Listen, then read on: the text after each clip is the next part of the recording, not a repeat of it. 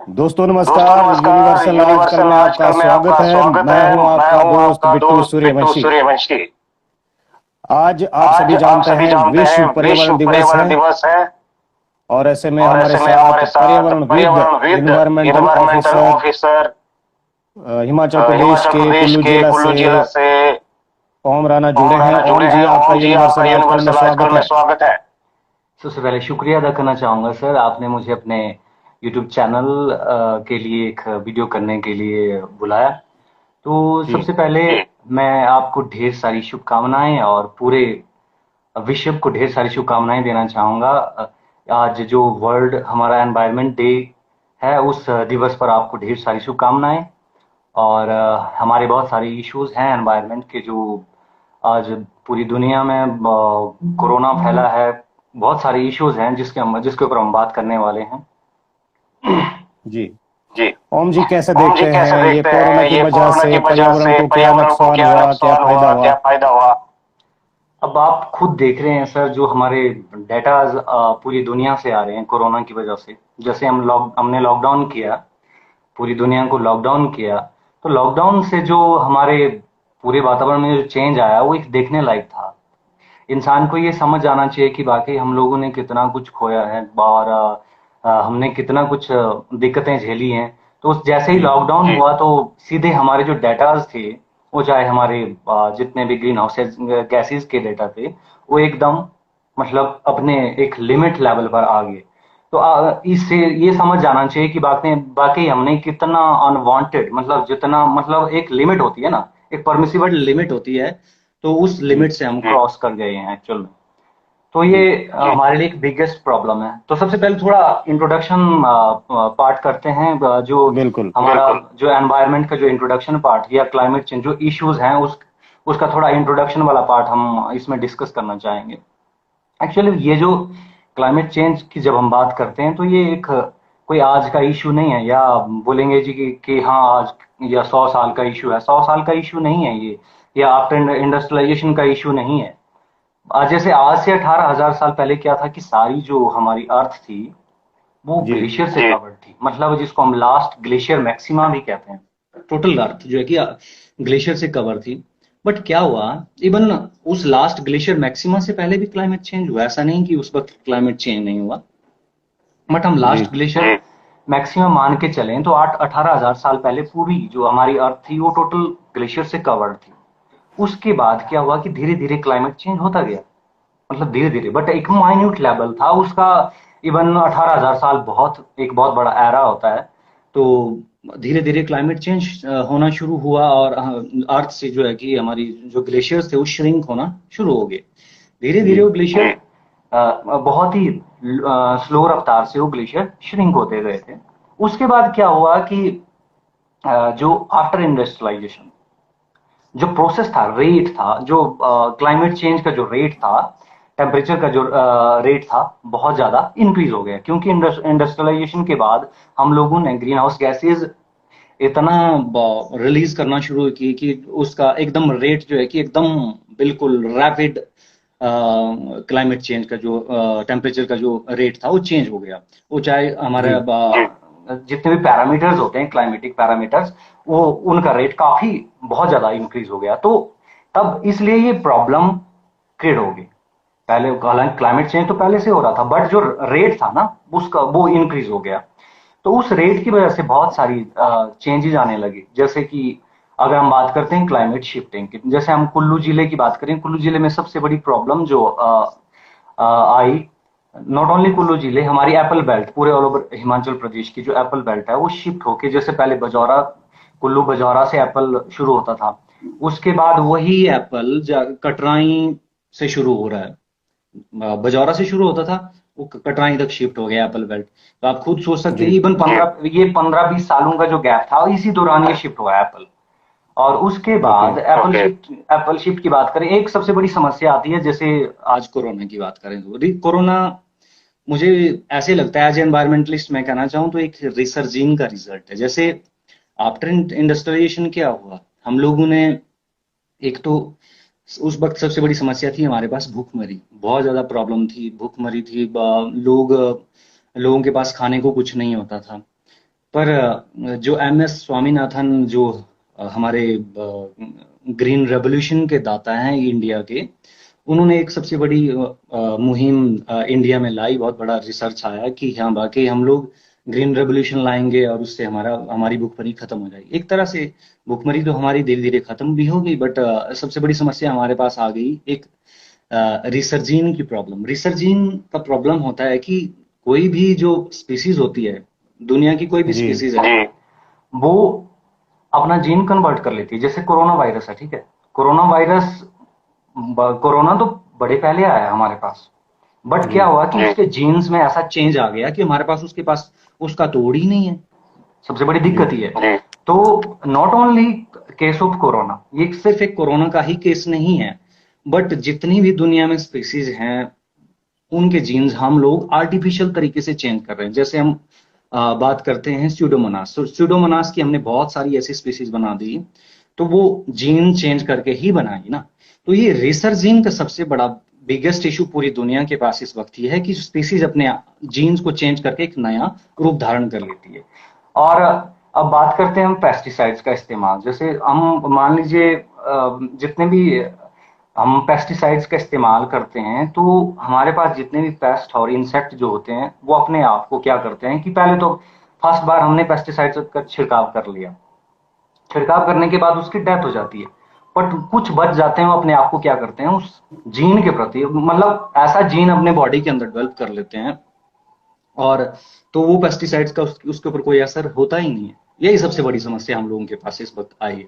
तो सेम जी corona case, corona ने भी अपने जीन्स में चेंजेस कर लिए, तो हमारे पास इस वक्त इसका कोई तोड़ है नहीं। और डॉक्टर, पूरी दुनिया के जितने भी रिसर्चर्स हैं इसमें काम कर रहे हैं, अभी तक हमारे पास तोड़ नहीं है। जी। कोरोना की जी, वजह से आप कोरोना की देखते हैं वजह कि से बहुत आप सारा देखते हैं कि चेंजेस जो बहुत है वो सारा पर्यावरण चेंजेस में जो आया है है। वो पर्यावरण में आया है। हाँ, तो इससे एक सीख लेनी चाहिए ना कि बाकी हम लोगों को आने वाले टाइम में एनवायरनमेंट के लिए क्या करना है। ये नहीं कि इशू हम लोगों ने 4 दिन, मतलब या आज के एनवायरनमेंट डे के दिन 4 पेड़ लगा लगा दिए, या मतलब स्लोगन राइट कर लिया, या 4 नारे लगा दिए कि एनवायरनमेंट बचाओ, पौधे लगाओ, पर्यावरण बचाओ। ये इस वक्त, ये हम लोग लगभग आज से, जब 1972 में फर्स्ट जो क्या बोलते हैं इंडिया में थोड़ा रेवोल्यूशन आया था 1972 में, उसके बाद जो कॉन्फ्रेंस हुई थी जिसको हम यूएन कॉन्फ्रेंस बोलते हैं, उसके बाद जो रेवोल्यूशन है, वो नारे तो हम तब से लगा रहे हैं, बट जो सबसे बड़ा बिगेस्ट प्रॉब्लम है, हम लोगों के बिहेवियर में कोई चेंज नहीं आया ना। बिगेस्ट प्रॉब्लम होता है बिहेवियर चेंज। बिहेवियर चेंज का मतलब ये होता है कि बाकी हम लोग कितने एनवायरनमेंट के प्रति जागरूक हैं। हम लोगों के बिहेवियर में तो वही है ना कि हम अगर मान लीजिए रैपर हम लोगों के पास है तो हम तो सीधे सड़क पे फेंक देते हैं। जी बिगेस्ट प्रॉब्लम ही है। जब तक बिहेवियर चेंज नहीं आएगा तब तक ये चीजें चेंज नहीं होंगी। बिहेवियर चेंज कब आता है? Environment education should be a integral part from primary education ना। ये प्राइमरी एजुकेशन से ही हम लोगों को एनवायरमेंट मोरल जो एजुकेशन है वो देना पड़ेगी ही।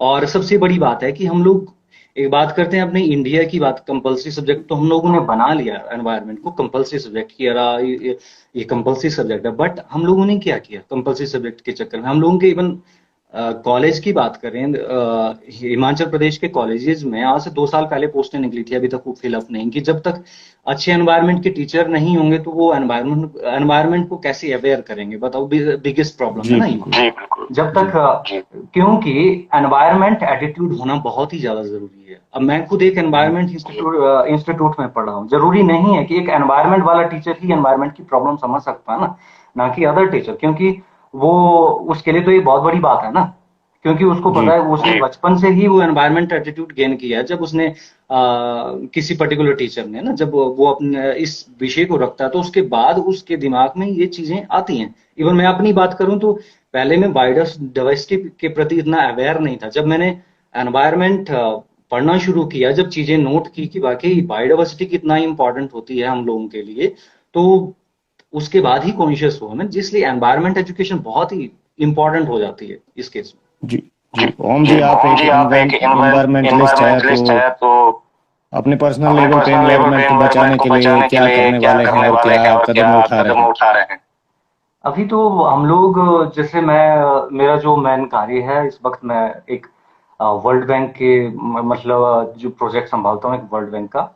तो वर्ल्ड बैंक का उसमें मेन मकसद हम लोगों का ये होता है कि पेस्टिसाइड्स, अभी तो हम पेस्टिसाइड्स पे काम कर रहे हैं कि पेस्टिसाइड जितना भी बैंड पेस्टिसाइड है उसको हम लोग मतलब बैन करवाएं एक तो।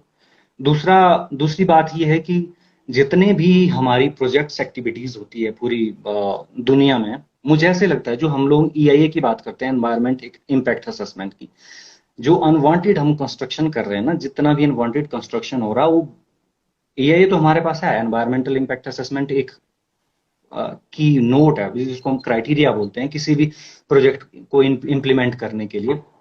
उसमें होता है कोई भी प्रोजेक्ट जो बनता है वो ईआईए बेस्ड होना चाहिए, एनवायरमेंटल इम्पैक्ट असेसमेंट बेस्ड होना चाहिए, मतलब उसमें सारे वो एनवायरमेंट पैरामीटर क्वालिफाई होने चाहिए ताकि हम एक सस्टेनेबल डेवलपमेंट की बात कर सकते हैं।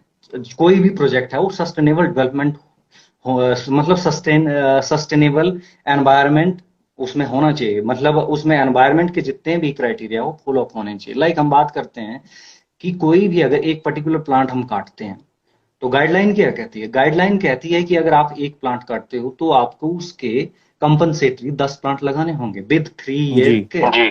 3 साल तक उसकी केयर भी करना इंपॉर्टेंट है, नहीं तो प्लांट वो भी मर जाएगा। ऐसा नहीं कि खाली हम प्लांट लगा के छोड़ देंगे वो किसी जानवर के मुंह में आ जाएगा। जी तो ये बहुत ही इंपॉर्टेंट हो जाता है कि 3 ईयर केयर भी इंपॉर्टेंट हो जाती है उसमें। बट सबसे बड़ी बिगेस्ट इशू क्या आता है कि ईआईए कहीं पे भी फॉलो अप नहीं हो पा रहा। जी ईआईए जो हमारा वो कहीं पे भी फॉलो अप नहीं हो पा रहा है उस लेवल से जिस लेवल से फॉलो होना चाहिए।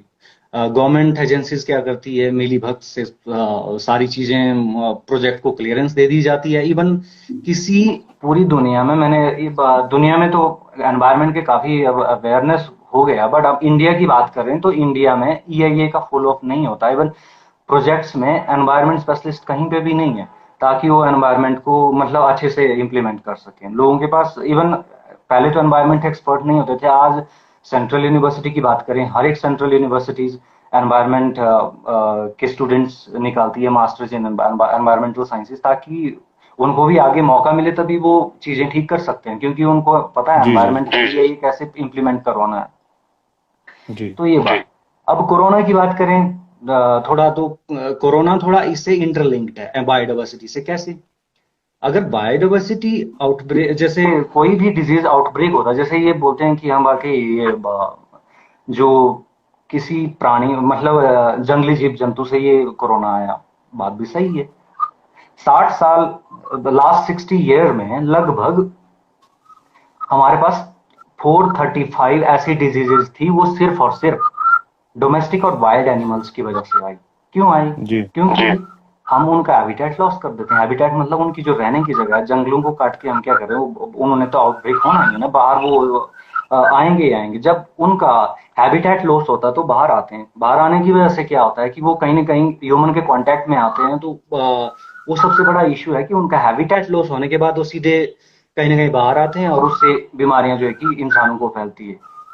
जी जी तो ये बात। ओम अब हाँ हाँ जी ओम जी, कुल मिला के ये है कि जिंदगी जीने के लिए एक अच्छा वातावरण चाहिए ही चाहिए, और सिर्फ इंसान उसे ही बचाए रख सकता है। बिल्कुल बिल्कुल बिल्कुल बिल्कुल, बहुत ज्यादा जरूरी हो जाता है।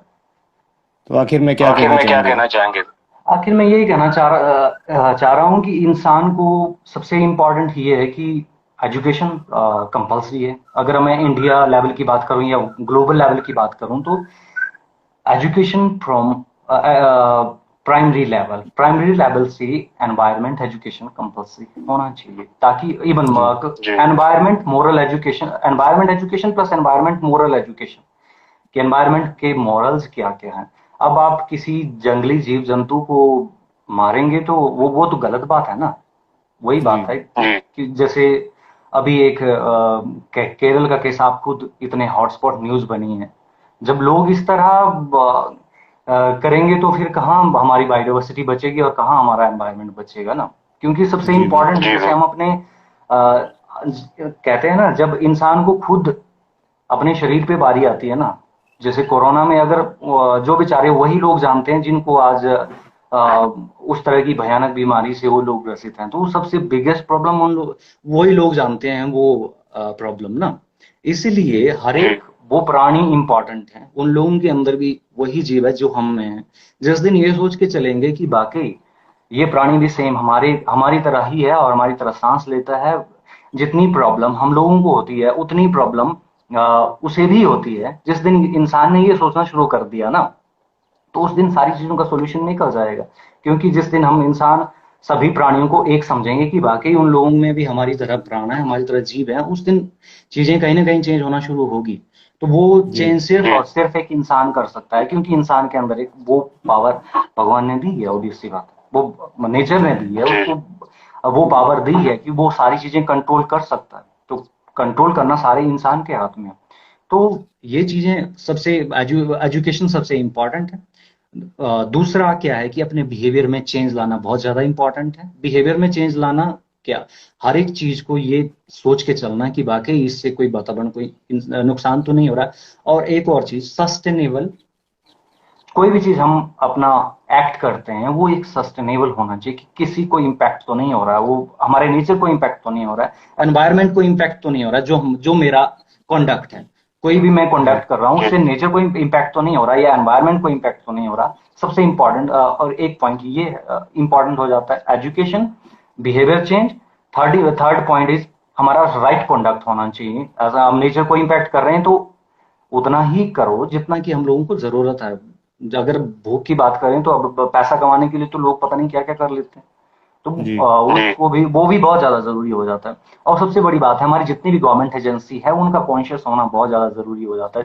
कहते हैं ना, जब बोलते हैं मालिक ही अगर नेचर को डिस्टर्ब करेगा, जिसको बचाने वाला ही अगर डिस्टर्ब करेगा, बचाने वाला ही उजाड़ देगा, तो हमारे पास बचेगा क्या। सिंपल से मैं जी एजेंसीज की बात कर रहा हूँ, ये एक क्लू है कि गवर्नमेंट एजेंसीज भी अपना काम अच्छे से नहीं कर रहे हो, चाहे हमारे वाइल्ड लाइफ की बात करें, चाहे हमारे फॉरेस्ट डिपार्टमेंट की बात करें। तो वो एजेंसी भी कॉन्शियस नहीं है इस मामले में। तो वो, क्योंकि बिगेस्ट प्रॉब्लम है एजुकेशन का प्रॉब्लम ना, क्योंकि एनवायरमेंट के स्टूडेंट्स तो कहीं दिखते नहीं है मुझे, मैं जहाँ पे भी जाता हूँ, तो क्योंकि उनके जी अंदर वो एटीट्यूड है ही नहीं कि ये नेचर को बचाना और एनवायरनमेंट को बचाना है। तो वो एटीट्यूड होना बहुत ज्यादा जरूरी हो जाता है, एनवायरनमेंट एटीट्यूड होना बहुत ज्यादा जरूरी हो जाता है किसी भी पर्टिकुलर विशेष व्यक्ति को। तो राइट सर। खाली नारे लगाना या इससे चीजें चेंज नहीं, उनके बिहेवियर चेंज बहुत ज्यादा इंपॉर्टेंट है, वो इंडिविजुअल लेवल पे बिहेवियर चेंज। जी जी ओम जी, आज ओम जी, आपने विश्व आज आपने पर्यावरण विश्व दिवस के पर्यावरण दिवस मौके के पर मौके पर बहुत ही विस्तृत बहुत ही विस्तृत जानकारी जानकारी यूनिवर्सल आजकल के यूनिवर्सल माध्यम आजकल के से माध्यम साझा से की है। साझा की है, और हमारे और साथ हमारे जुड़ने के लिए साथ आपका जुड़ने के लिए बहुत आपका बहुत बहुत बहुत शुक्रिया। शुक्रिया। तो मैं अंत में सभी का शुक्रगुजार हूँ, और कि आज विश्व पर्यावरण के दिवस के मौके पर मैं आपके पेज पर लाइव आया, और सभी देखने वालों को मेरा शुक्रिया, और आप सभी को ढेर सारी शुभकामनाएं। अपने आप को भी बचाएं और हमारे पर्यावरण को भी बचाएं, अपने बिहेवियर में चेंज लाएं, और पूरे ग्लोबल को बचाएं। Thank you. शुक्रिया। शुक्रिया। Thank you.